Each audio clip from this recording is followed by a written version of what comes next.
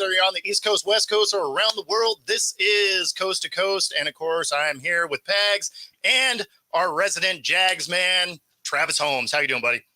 I am well. I'm good.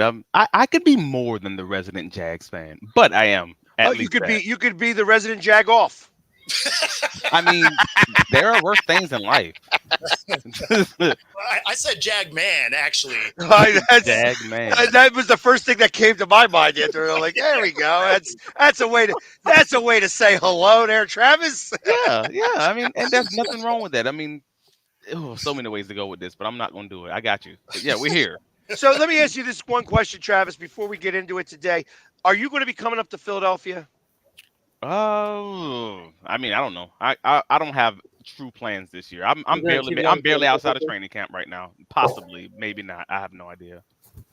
Gotcha. Well, you know that the Jags are coming up to Philly this year. Oh yeah, I know. So I wanted to just see if you were going to make the trip. No, I have no idea. I'm week by week at this point. Let me get through training camp first. Understood.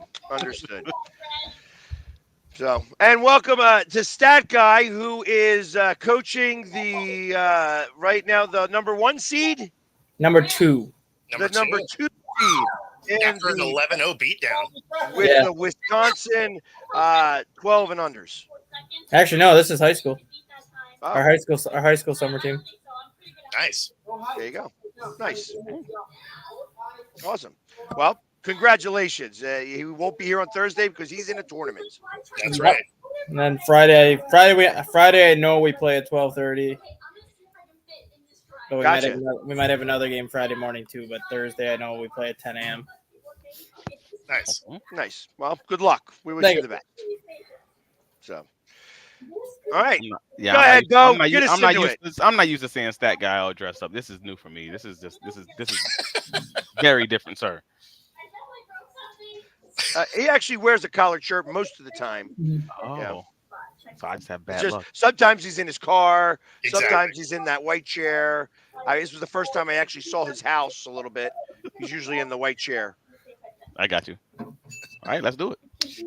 All right. So, I mean, so on Monday morning, we were talking about a contract that Dak was in. This is on a different show.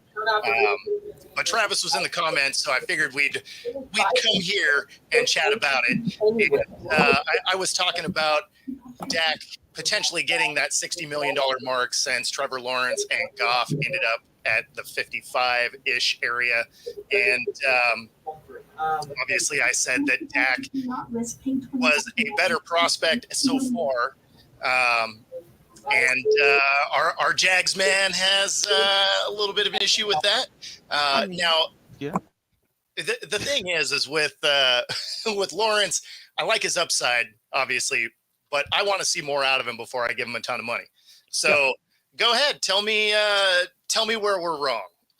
Well, it's not tell me where we're wrong. It's not that you're so wrong. It's that, hey man, you guys are saying like, hey, Dak has done this and he's this good in the regular season, and all these things are factually correct. Like I actually do agree with that. I've often made the comparison that I honestly feel like Trevor Lawrence is white Dak Prescott. Like at this current moment in time, like he hasn't done so much more or so much less. It's just the fact that one has a dreadfully bad, started off with a dreadfully bad supporting cast, and the other one actually had a good one. Like I don't think it's I don't think there's a solid argument out there to say Dak Prescott hasn't been supported. You could legitimately make the argument for Trevor Lawrence. His roster was better, no question. Right, significantly better. So I'm just saying, like, hey, Trevor Lawrence barely even had a number 1 receiver for the majority of his career. Like, I think the biggest argument was like maybe Calvin Ridley last year. All right, cool. And that didn't really work out in the way that he was used. So, because even he had struggles getting off press coverage and getting vertical. All right, cool. So we're saying that one guy did better with better talent. All right, cool. But that overall, they're probably around that same area. I don't think that Dak isn't this better. He's just been simply in a better situation. And I honestly think Trevor's, ceiling is higher. He just hasn't been supported because he has a bad GM. I mean, that's true with any quarterback, though. Well, like, most of your best quarterbacks were in decent situations. I mean, sure, decent situations, but I don't know that Dak's situation isn't decent or Dak's situation's good. Like there's not a lot of teams that can say they have better situations than Dak's overall. There's a few. There's probably like 5 to 7 max. I mean, over the course of his career, there's been other good teams. Obviously, now I can't. I'm not saying he's had postseason success because that has definitely not been the case. But right. I mean, also fair. But Trevor Lawrence actually has had postseason success, even if it's not this insane success. But I mean, he's won one game. He's won one game, and he had. Okay, listen. If we're going to compare, Dak has won 2 games in the playoffs. So he's. And let me tell you, I could care less. I would love them to pay Dak $100 million a year for the next 12 years because that is exactly the path I want the Cowboys to go down. That being said, I hear what you're saying about not agreeing with the fact that Dak is going to get paid probably $60 million. I understand. I don't believe that he's worth it, but I feel that when you look at the bodies of work between the two, that Dak is more worthy, and I'm using that word as a very loose term, of the $60 million than Joey Lawrence or Trevor Lawrence is what I mean, is worthy of the $55 million. Ooh. Right now. Why? Well, because first off, I think that $55 million is too high. I think $60 million is way too high. So in the grand scheme of things, I feel that, hey, listen, once they paid $40 million to Daniel Jones, the number got ridiculous. So I get it. So, and I'm knowing that, realistically, I feel that Trevor is probably somewhere in the neighborhood of worth about $40 to $45 million in real money. In the guarantees. That's with the knowledge that Pat Mahomes is worth 45. No, so there again, that's Pat Mahomes' contract was done earlier. Realistically, along that same sliding scale, Pat Mahomes is probably worth closer to the $55 million. Using that same scale at the $40 to $42 million that I think that Trevor is worth. I think on that same scale, I think Dak is worth about $46 million. Not, I know the numbers are way inflated. No, you know I what I mean? Mm-hmm. But that's, I still put Dak a little bit higher. Now, are they worth 55 and 60 million respectively? Both no. Both are no. Exactly. But I'm not the one paying the checks, so I don't get to make those decisions. Yeah. Right. The cost of But the house I still is the think cost of the Trevor house. is still a little under Dak right now. And that's what I said. And it would be so easy to have an apples to apples conversation had Trevor actually, I don't know, had a good supporting cast. I don't know, had a good GM. Like some of these things, it just sucks because you're just never going to have that real conversation. Year 8 and year 3. Bingo. So I mean, there's a whole difference in that regards as well. A whole contract. Yeah, Well, a whole. I don't know who's been in the league for 5 years. A whole freaking Josh Allen difference between these guys, and how do you figure that out? But again, other than a supporting cast, because I think when you get 5 years into the future, you're going to be like, I mean, Trevor Lawrence is obviously better than Dak Prescott, and that's just my personal opinion based on clutch time, based on these situations when Trevor gets the ball when he's down a touchdown, you believe he's going to win it. Whereas if it's Dak, it's questions. Like I'm not crazy enough to just. I can objectively say that, especially if you're talking about in a big game. That's all. So I'm just like, yeah, but you could make the argument pretty strongly about last year that Dak had nothing to do with that loss in the playoffs. Oh, I don't put that on Dak at all. You can't. No way. He got 38 points in the game. Usually, if you get 38 points, you win that game. On Inside the Pigskin, not 2 months ago, I made the exact opposite argument. Like I was actually arguing that it was Dallas's defense playing all this off coverage that kind of just screwed them in that game. So I'm not that guy. I'm not trying to put down Dak to make Lawrence great. I am simply saying that they are very similar, and I honestly believe they are right there. It's just one of them just has a bad GM, and the other one's GM is at least average to above average. That's all. That's my overall opinion. I just think they're pretty close, and just one contract ahead of the other one, so I'm going to always lean to the younger guy.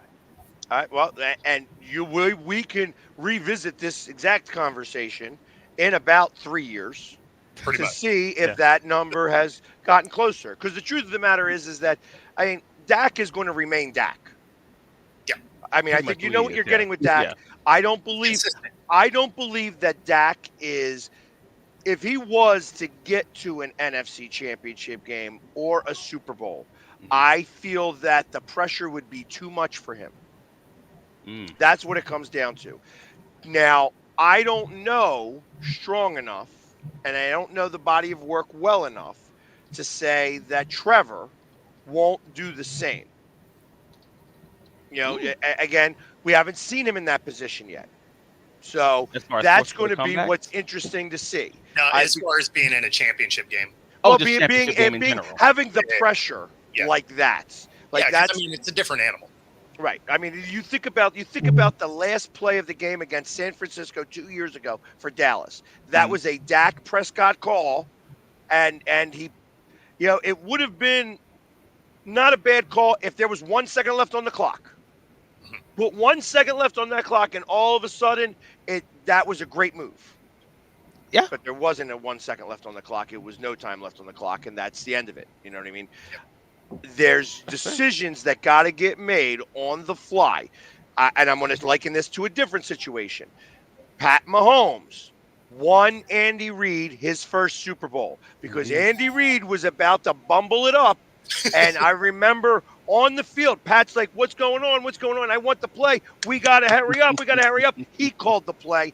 That play went for a first down. The next play went for a touchdown. And he did not rely on Andy Reid. He actually won the game for Andy Reid. Hmm. That was very specifically done because Andy Reid was a bumble when it came to time management. And it was Pat Mahomes specifically who took the ball and ran with it and helped Andy get over that hump. Yeah. I can't say that Trevor has had that opportunity yet. The Chargers game, and that was the biggest one. It's I'm at the game. You can listen to it after the fact. Now that the team puts out all the different video and everything else, the second half that was the post route to Zay Jones. That was across the entire field. That was a busted coverage against match coverage. That was a Trevor Lawrence special. They basically spammed him that whole second half, and all because they were just like, "No, we're going to keep running this until they stop it." But that was all checks. So that's one of those situations where I'm like, all right, that was a good call, but I need to just see him do it more because he's had less opportunities than Dak. So I that's just the And was game that a comes playoff to game? mind. That Was was that the a game. playoff- That was the playoff game. They were down by like 21 or 24. But they kept doing the same play over and over again until you could stay. You Until you could got to stop stop this until Until you you could could stop stop it. And they couldn't stop it. And that's listen. The NFL lives on those types of plays. Find a lives weak guy. on those Yeah, types find of a weak guy. Find a weak scheme, whatever it is, and just destroy them. Yeah, on and that. Make just them keep stop on it. going, keep on going, keep on going, keep on going. I understand, but that wasn't Trevor doing that. That was the offensive coordinator. Nope, that was a check. It was a check. Yeah, of course it was a check, but it was the offensive coordinator Oh, saying, mm. "Okay, this is." I mean, they found it. They said, Prepping this is- them at This is halftime our or whatever. check I each got you. time. This is our check each time. You go to it until they can stop it, and they couldn't stop it, and you wound up winning the game, and that's got you. great. Well, But I don't know that quarterbacks have the same latitude that they used to have because they have someone in their ear now all the time. Like it used to be, no one was in your ear. You didn't get the guy up top telling you everything. You were making plays. I don't know that a lot of these offensive coordinators give these quarterbacks the latitude they once had. You're making a Tom Brady argument. That's literally what he said on that podcast a few months back. Is that he thinks there's 3 to 5 guys in the league max who's actually having to do it because of that exact same reason. No, and honestly, I think that's true. I think that's true Mm. because you got somebody that can talk to you until there's 15 seconds left. So they can even look at a rough alignment of the defense before you go live. So, I mean, they could change the play call. You could check, and that's not even the quarterback checking it down. That could still be an offensive coordinator checking it down. Just looking at a defensive alignment. Now they could be masking it, and it could be all just BS. But I mean, at the same time, you got someone in your ear the whole time, which is wildly different than it once so was. that being said, going back to the original statement, That's where I say that he's got now 3 years Mhm. to prove that he's worth more money than Dak. At the moment, I say Dak is still worth more. And I'm not a Dak fan. Like I said, I hope they give Dak $100 million a year, 20 years, Or need that. guaranteed. Let's do it. Do it. He's like ruin that franchise. Yes, yes. You hope they give him the Bobby Bonilla contract. Yeah, Oh, yeah, exactly. Pay him till he's 104. no doubt. But I as of right now, I would have to put Dak as more worthy of more money. However, like I said, by a few I million got you. dollars. And that's exactly why I said I just need to see more out of Lawrence. I mean, obviously, you can make the case that his first year was a throwaway year anyway because that team was as dysfunctional as any team that's ever taken the field. But yeah, I mean, again, at the same time, I want to see more out of him. Just like the Jordan Love situation. Like, I want to see more before you pay him a ton of money. We've seen 6-7 games that were awesome, and before that, they were all right. So Love's so much different though, man. Jordan Love's situation is like if the Jaguars were trying to extend Trevor Lawrence last offseason. Like that's the comparison for me. If they extended him after the 2022 playoffs and then said, I would have some questions too. Like I at least understood them seeing the however many games it was this year before he got injured. I guess 13 games before he got injured this year. And that let them know, all right, cool. We have some tape to kind of judge this off of. We have a whole essentially 2 seasons to judge him off of. All right, cool. This is who he is. Jordan Love, Lord, that dude was he had a struggle bus first half of the season, and then just kind of came back and made it look pretty dope in the second half. That's a very small book, man. There's been a lot of guys who put together a great 7-game stretch. I mean, Fitz Magic and Minshew Mania, and there's a boatload of guys who I don't know about putting a 3 or 4 year contract on something like that, man, without seeing it, sight unseen, basically. But I tell you what, as Scott just asked that question, the name that you mentioned, I believe, will become the first $60 million quarterback. Jordan Love. I think so, huh? I think so. I think now, so. again, we could put that same argument down in place for him, but he's going to wind up being the first $60 million quarterback. It's gonna be 4 at 240. You think timing? You think he's just going to be behind Tua and behind Dak or whatever else? Or you just thinking it's because of skill or something different? It's that I'm not because the thinking? Packers don't have a choice. Yeah, he's giving them the Daniel Jones. The Packers don't have a choice. They don't have anybody else. They literally have Alex Magoo, who was in the USFL for 2 years with the Birmingham Stallions as a third string. They have a Michael Pratt out of Tulane as basically a practice squad guy right now, and then they have Sean Clifford out of Penn State, who was a 7th rounder as a backup. They don't have a choice. Does Dallas have a choice? I mean, yes, because Cooper Rush actually played well when he filled in for Dak Prescott. No, he didn't. it's not. No, he didn't. Is that really a choice? I mean, he played. Yeah, I mean, I don't know about. And Dallas has a choice because they know Jerry Jones will spend money in free agency if he needs to. So Dallas still actually has Jerry Jones is not very good at spending money in free agency. He's not good at it, but he will do it. He's good at trading. He's good at trading, and he's good at drafting. But he's not necessarily an open market free agent guy. Yeah. So Dallas, I think, has more of a choice than Green Bay. And I think that Dallas can make the absolute choice on let's do what we got to do. We got to blow it up. They got to blow it up and start fresh. I think that they would be wise to get somebody like the coach of Georgia or somebody like that who can come in with a 3-year plan, 4-year plan, and do it like Jimmy Johnson did it. And the other reason why I say the Packers don't have a choice is they have the youngest offense in the NFL. You extend Jordan Love now, you don't have to pay the rest of your offense till he gets to that final year of his contract. The longer you wait to extend him, more and more players are going to have to get paid before you can extend him. I understand it. I even get the argument. Now, it's a solid argument if it works, but boy, if it doesn't, you just and that's why I said I think $60 million, the first $60 million is going to be Jordan Love. Yeah. And he's not worth it. He's not worth it even a little bit. He's not worth it, but he's given the Packers really no choice. And I'm so glad I'm so glad that the Eagles were way ahead of the curve, Yeah. and this all started with Jalen Hurts.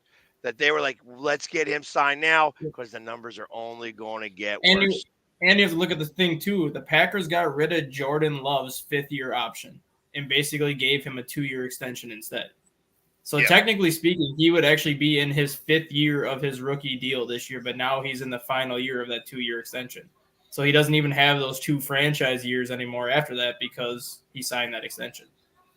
So by the Packers getting rid of that 5th-year option and signing him to that 2-year extension to cancel out the franchise tag years, so the Packers don't have a choice. I feel for Matt LaFleur, man. That's my guy.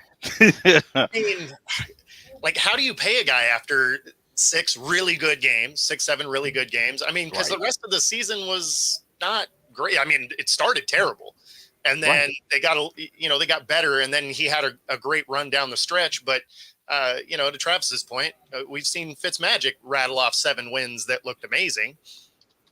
I'm not giving him 60 mil. Like, I don't mind giving them that, 50 to 50. I can't even say 50 to 55 range, but 50 to 55 range, depending on what the guaranteed structure. Because I say 50 to 55 range because we say these numbers, and half the time they don't mean anything. And by the not meaning anything, I'm talking about what is the effective guarantees. What are we really talking about? If we have 1 year in the future where all of a sudden the cap hit goes from 35 to 75 million, we know that's never going to take place. They're going to restructure it. They're going to push it into the future, or they're just going to cut him before it becomes due. Whatever. I'm talking real effective guarantees. So if they can find a way to get Jordan Love, I don't know, at that 35 to 45 million dollar effective guarantee range, it doesn't matter. Like it's a fair deal, and that's kind of where it's going to have to come down to. What is he truly pushing for? Well, And the numbers are always hilarious because I mean the best example of that it was Taysom Hill. Like on paper, that thing looked like it was going to be amazing, and he got a pack of Big Red and some Doritos. Like he didn't get any actual money out of that deal, but on paper, it looked like they gave him a ton of money.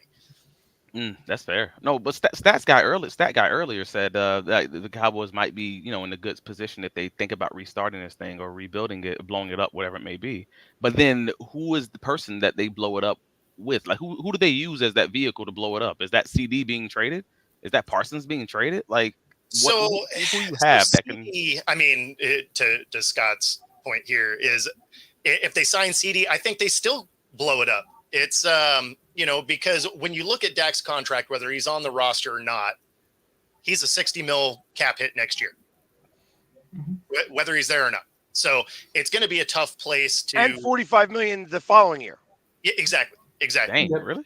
Oh yeah, and it doesn't matter. Like he would be playing for somebody else, and he's that cap hit there. So this is a spot where do you sign CD so that you have a number one, and then you look at maybe you bring Trey Lance along. He's not the answer, but maybe you use him as a bridge or whatever.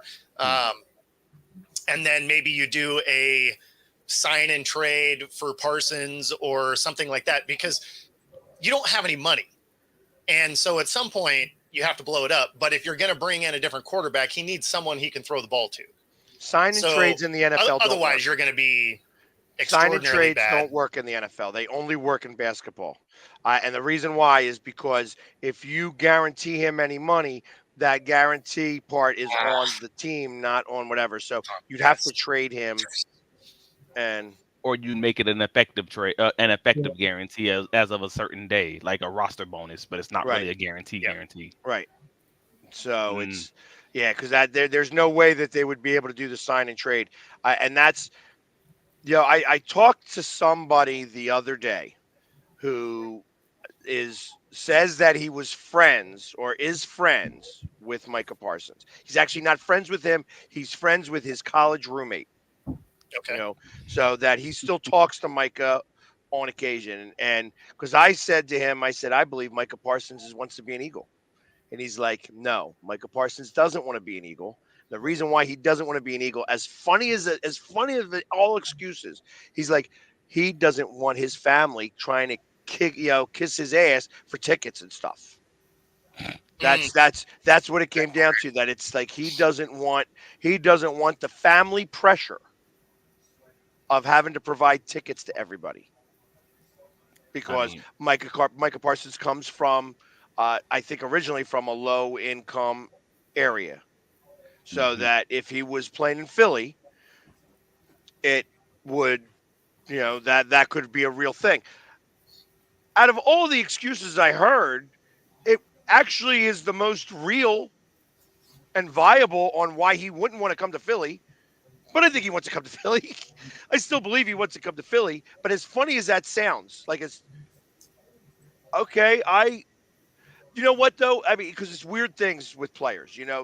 Players have weird reasons to do weird things, and it All could right. very well possibly be. It sounded credible, is what I was giving it. I was giving it credibility on that being the reason that I he mean, won't most come to most Philly. guys don't want to deal with that. The one thing that they don't want in their life is drama, especially family drama. I can understand that. And for someone like Michael Parsons, he's going to get paid pretty much no matter where he goes.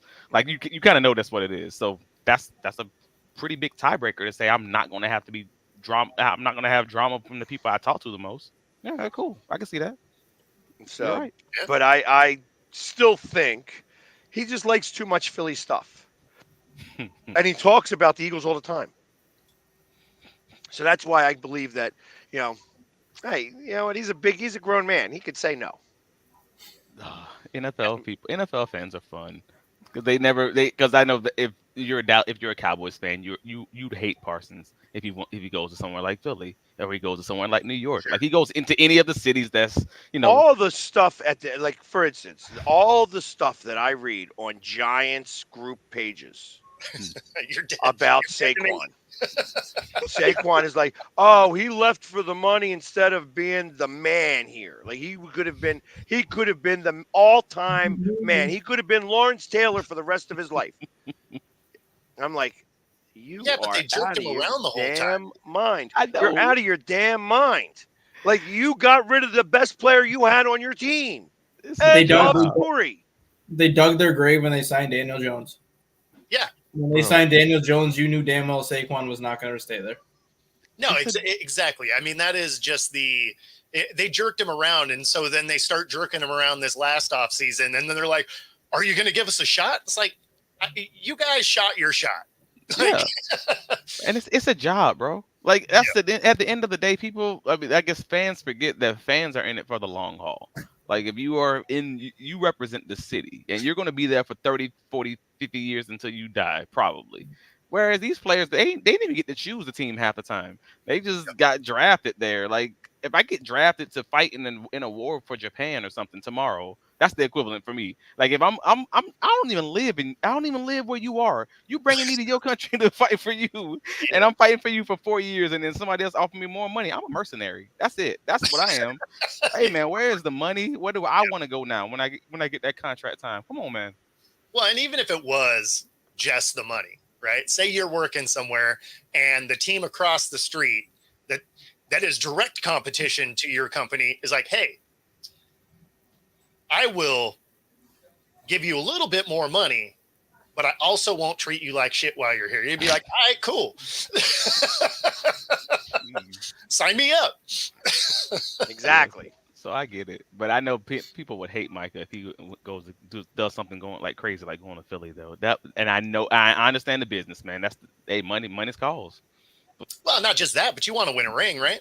Right. I mean, and let's be honest, in the NFC, Eagles got a shot. Sure. Cowboys have kind of missed their shot.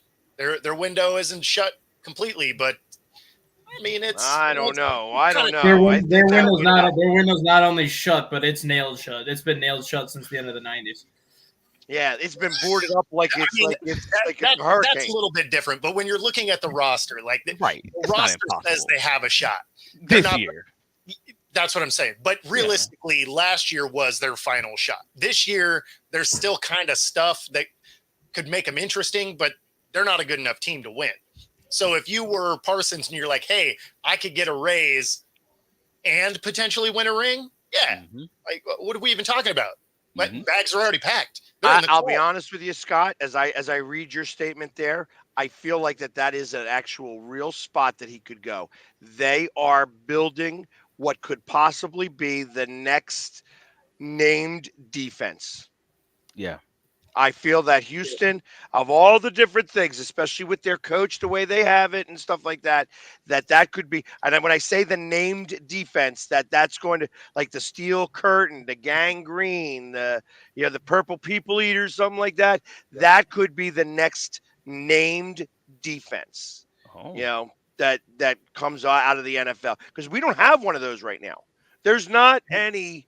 There's not a gangrene defense. There's not a steel curtain. There's not, whatever the Dallas Cowboys called their defense and stuff like that. I mean, there's not been one for a number of years.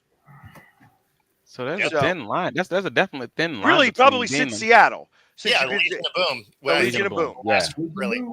That's a thin line between being, I don't know, the Steel Curtain or the Legion of Boom, or I guess the Legion of Boom, at least they were mostly drafted. But you could see that almost. You could see how that's working out in Houston right now. I see it. I just keep thinking about this being the Philadelphia Eagles. Like I feel like this is a boatload of big names, or maybe even the Rams at one point, like a boatload of big names signing free agency, but not necessarily just working out well together. Not the dream team. That's what I'm wondering. Yeah, that's what it just gives me that feel. Like, and if I'm wrong, I'm wrong. I would love to see it. I can understand that if you bring big names into offense. When you bring big names into defense, defensive players play, like you said, even if they're going after individual stats, they're playing as a unit. They have to, because if you get your stats and they're still scoring points and you're losing, you get lost in the shuffle. So you need everybody to play. And like I said, I know that's in your division.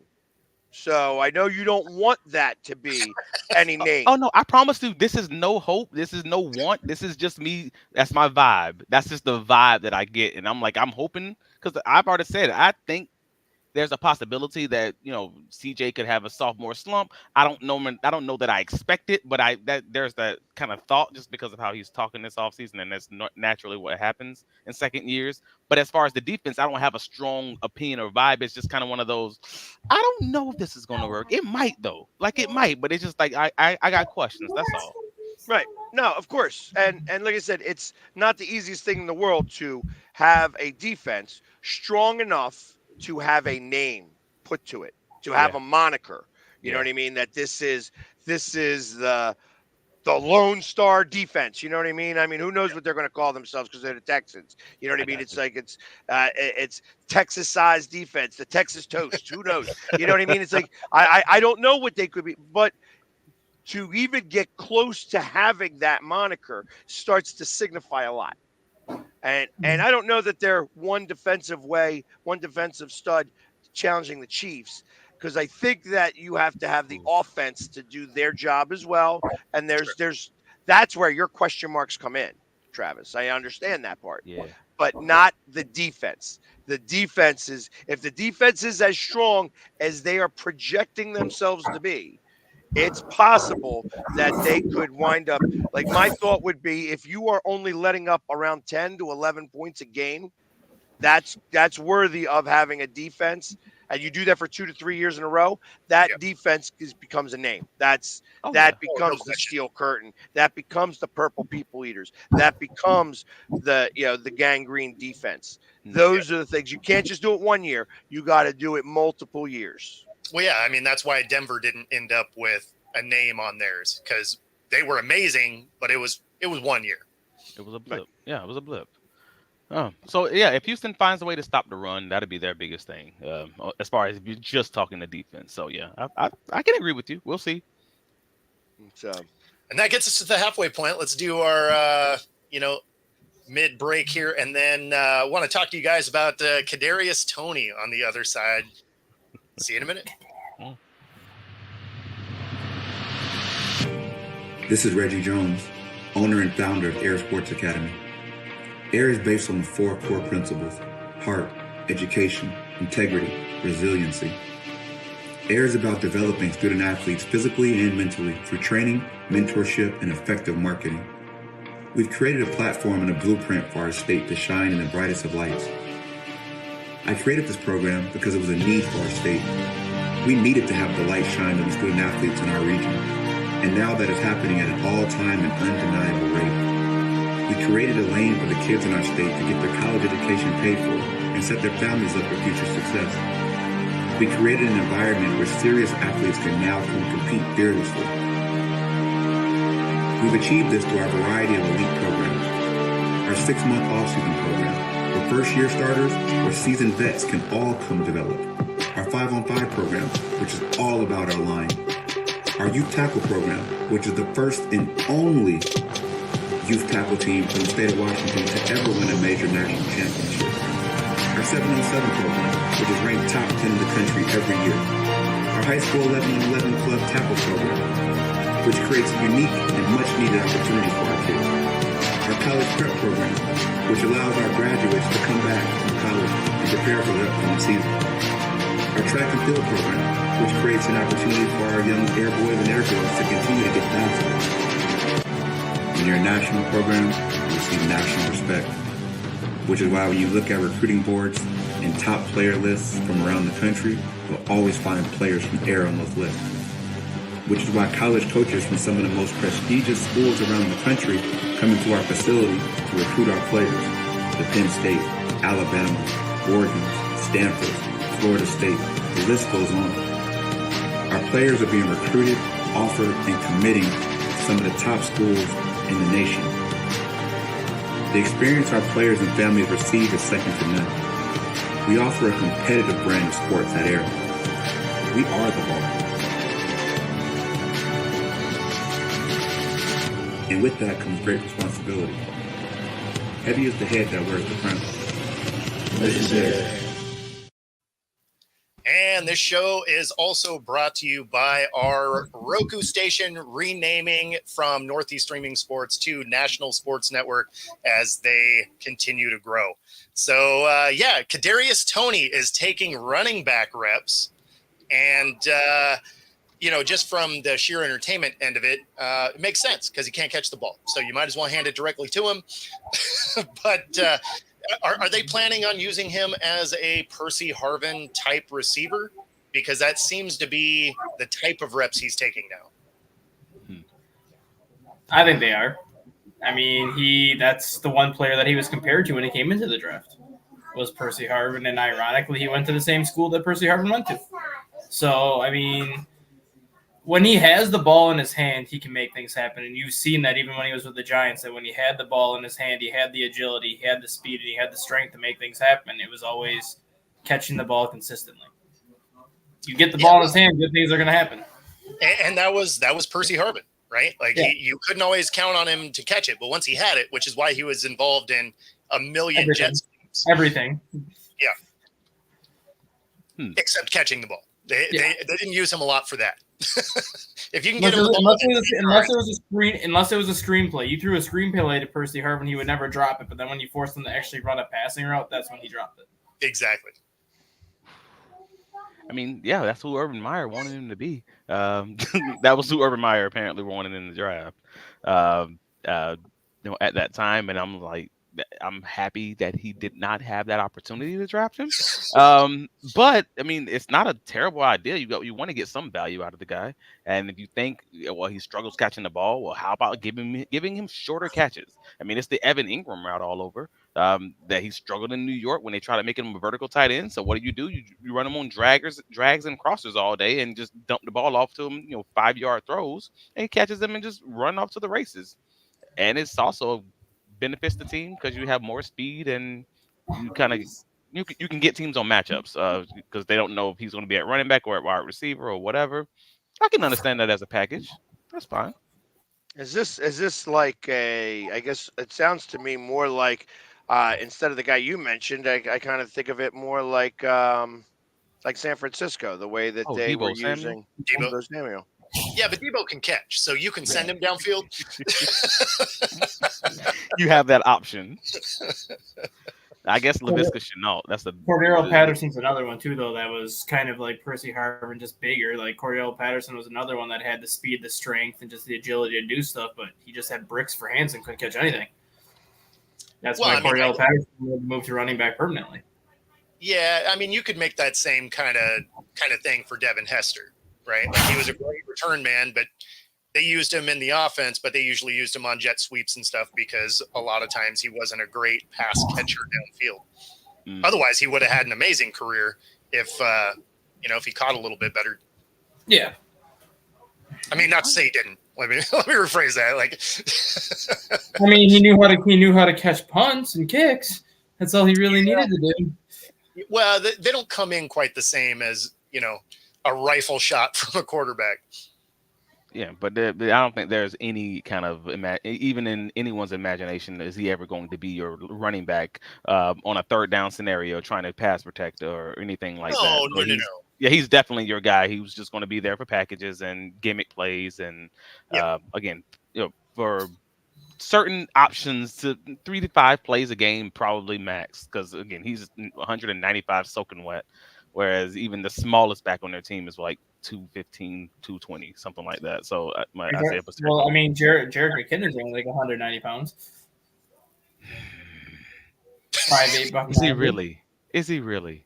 Jared McKinnon's tiny. I gotta look that one up. I don't even know. Yeah, no, I mean, I could see it. I mean, even Seattle has used, not in the recent past, but they used Tyler Lockett that way a fair amount. He's not a big dude. No, I got you. Well, the Google says Jared McKinnon is 5'9", 216. So unless your man had one of them take home meals. He's I got that nothing. weight vest on. Yeah, man, I got nothing. He's cheating the game somewhere. Yeah, I mean, Sproles, sure. Well, yeah, that's it. Yeah, he's the one. Yes, Sproles is like the one. But the thing with Tony though too that not a lot of people realize was he was third in the NFL in yards after the catch when he made the catch. So that's another reason why you want to put him at running back because he knows how to break tackles and he knows how to make something happen because he knew how to get yak yards. So when he actually has the ball in his hand, he does what people say, he turns something out of nothing. Like even if the play looks dead, as long as he's got the ball in his hands, he can take like a 1 or 2 yard pass and turn it into like a 7-8 yard gain. That's a sign of a good coach. He's trying again. He's doing that Bill Belichick thing where it's these guys who are rejects from all these other organizations because they're just not good at these other two things that we really want them to do. But he's just going to find all these opportunities or situations to put them in these isolated roles where I'm only going to ask you to do the thing that you might be good at. And so like you'll have that pass, that one guy who's going to carry the ball 300 times in a season, and then he has the other guy who just you're only here to catch the ball or you're only here to pass block, and you can build a solid team off doing that if you just are able to just use guys only in the ways that they're good at. So, hey, good job there. Hopefully it works out for him. Hopefully. Yeah, hopefully. Otherwise, they get nothing out of him, and he's off the roster anyways. I mean. Exactly. Sticking with the Chiefs for a second, did you see the Patrick Mahomes and Xavier Worthy stuff yesterday? Yeah. No, I missed that, I guess. I didn't want to see five passes that traveled at least 65 yards down the field, hit Xavier Worthy in the stride, caught them all. Runs right by the defense like it was nothing. Yeah. I saw 2 of the highlights. I'm just like, oh, yeah, not looking forward to that. I mean, like most of the rest of the NFL. They even had a play where they had Snead kind of playing like a nickel spot. They had another cornerback on the outside trying to box him in. Split right between the two of them. Mahomes just chucks it like 25 yards over the head of them and just outruns the safeties completely, catches it in stride, touchdown. Yeah. Must be the only nice thing I saw from Kansas City was as they were walking onto the field, Carson Wentz just about tripped on his feet. That's the thing I saw. Yeah, I'm just not looking forward to Pat Mahomes actually having a real receiver threat. And must be nice to have a bigger version of Tyreek Hill out there. Jeez.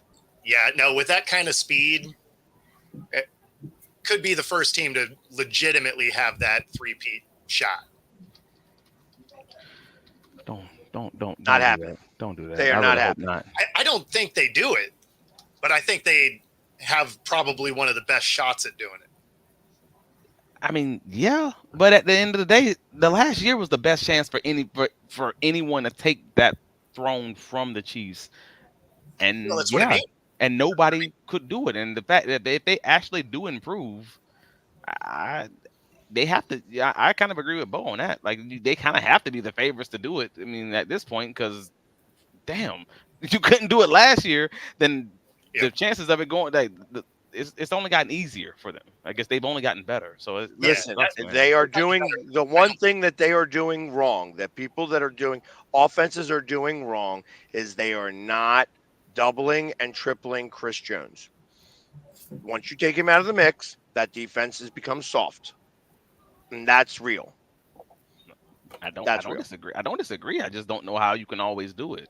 Like they So- move them around so often. So the Eagles, one of their claims to fame, as you had what's his face just retire from the Rams, was Aaron that Donald. he never had a sack against the Eagles because they double and triple teamed him. And you know what happened? The Eagles always had the Rams number.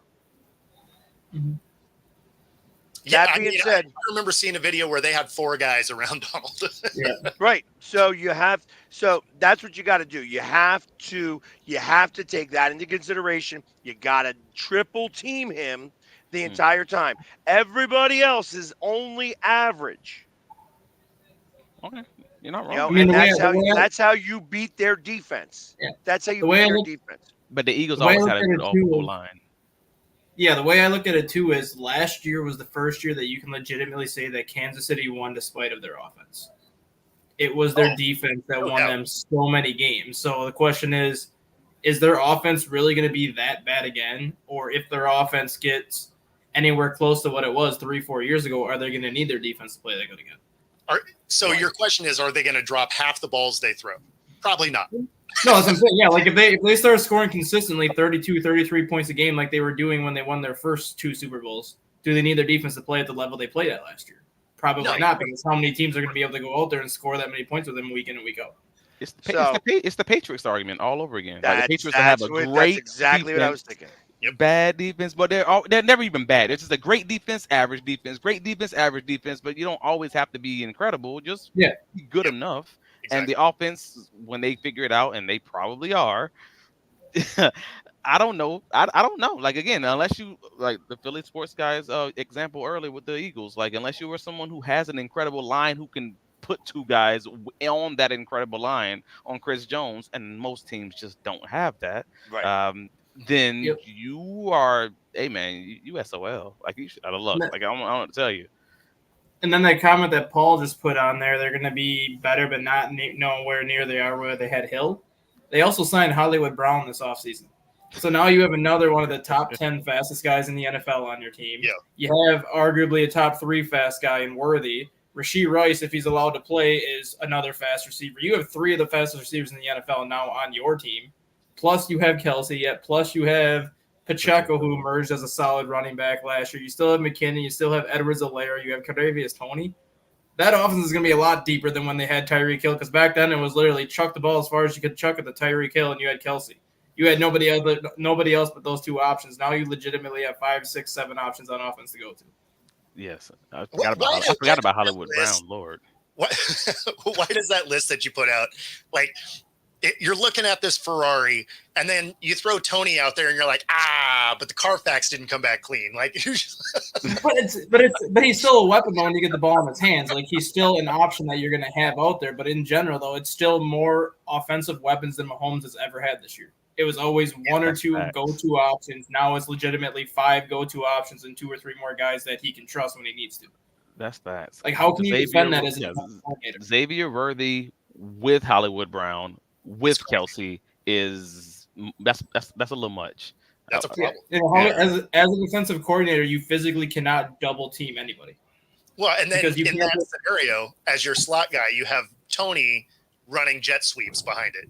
It's like, Yeah. okay, Like you can't double team anybody anymore. You can't double team Kelsey anymore because the other guys are going to eat you alive over the middle. Then, like now it's literally you're going to have to play these guys straight up single coverage pretty much the entire game, or play them in zone and hope nobody can get behind you. It's gonna be 2 deep all day. That's what it's gonna be. It's gonna be covered 2 all day, and I hope I have the dogs in the middle to stop you from running against it. You're gonna have to kick field goals all day, Chiefs. I don't know what to tell you. if nothing else, it'll be 2-man. You're keeping that umbrella no matter what. 11 field goals. This is what it's gonna be. Goodness. Thanks for ruining my day, stat guy. I didn't even think about that, man. But I mean, but you look at it last year, because when Kansas City was struggling last year, why were they struggling? It's because they were double and triple teaming Travis Kelce because nobody else could catch the ball. Yeah, they didn't have the receivers to threaten anybody. Once the playoffs started and Rice started to emerge and all these other guys started to catch the ball, you couldn't double team Kelce anymore. And look at how much better the offense looked in the playoffs. Well, and Kelce, let's be honest, actually dropped more balls He dropped last more year in the, than he ever has in his career. Yeah. So, I mean, he had kind of an off year, and they still got a ring. That being said, I don't have them in the Super Bowl with my way too early prediction, but if there was a team that had a real shot at three-peating, it's this team. Yeah. You're voting against them. I am. I'm voting against them too, but I'm just like Bo said. I think this is the best chance that we're going to have to see of a three-peat with this roster. For sure. Okay. So in the final 10 minutes here, NFLPA has officially started talks for an 18-game season. Not a huge shock, right? It's something that's been rumored for a long time, but the fact that it's coming from the NFLPA is exciting. That means it's probably going to happen. Yes, Yep. It's definitely going to happen. So then all of a sudden, what's this look like? You have two, you probably have 2 bye weeks. The start of the season's probably a week earlier, 2 weeks earlier, something like that. Either that or they're going to have it start at the same time, and that way it ends on a holiday. So now you have the Monday after the Super Bowl off for most people. You know, it's There's and then one. you get rid of another preseason game, maybe. Yeah, there's supposed to be one universal bye week for everybody, which I think they said was going to be like week 12 or week 13, which is a universal bye week for everybody. It's probably going to be week 14. Yep, and they're going to do like the week after Thanksgiving. Yep. The And they're going to first use week that in week as the December. Pro Bowl. And they're going to use that week as like the Pro Bowl, that week as like your skills competition, kind of what every other sport does. And then basically you level the playing field out. Everybody's ready to go week 15 through 20. All right. So everyone's basically going to have 2 bye weeks in the first 14 weeks. Week 14 will be the universal bye week, and then everybody else has their other bye week weeks 1 through 13. Not 1 through 13. It's going to whatever they it's going to start. be from I think week 4 to week 10. Yeah, That's when you're going to get your bye week. So Well, in what that are in that the mix, players? Sorry, go ahead. The players want it because they're kind of sick of how the Pro Bowl is now. They want people that actually get voted in to show up, as opposed to like if you're going to the Super Bowl, go to the Pro Bowl. But that doesn't feel like a material enough reason to broach the conversation, unless because it's always negotiations. Like I'm asking for this to get this, and because they're sick of like how some teams get a bye week in week 4. And then they have to basically play 14 games the rest of the way. And then some teams have to go 12, 13 weeks before they have their bye week. And then all of a sudden, what happens if you lose one of your best players in week 14 because you didn't have a bye week? Well, so they want to level out the playing field the rest of the way for the the final 6 weeks. They want to level out the playing field where people have injuries. That week 14, as long as it's not a season-ending injury, you can let everybody heal up, and then the playing field is level the final 6 weeks. So that would be, the thing that would be interesting with Scott's comment here, where it would be 6 and 7, NFC 1, AFC the next, and then again 14 and 15. That would be an interesting way to go. Then you'd be able to plan for it a little bit better as a coach, as opposed to, preseason, you don't really know what that look. Well, I mean, you do now because the schedule's been released, but when you're looking at, I always hate like a week 5 bye week. That's the worst. What's the cap right now? For 220? No, it's like 260. I thought it was 258 or 262. Yeah, I thought it was 250 plus. And it's probably 258. Okay, because I'm trying to figure that out because obviously going to that extra week. 255.4. Okay. 255.4. So 255.4 right now. It increased 30 million, so it was 225 last year.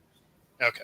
Divided by 17 is 15 million. So in theory, the cap would go up unseen right now in that regards. It would go up to 270. Sure. For adding the extra week because you're going 15 million a week.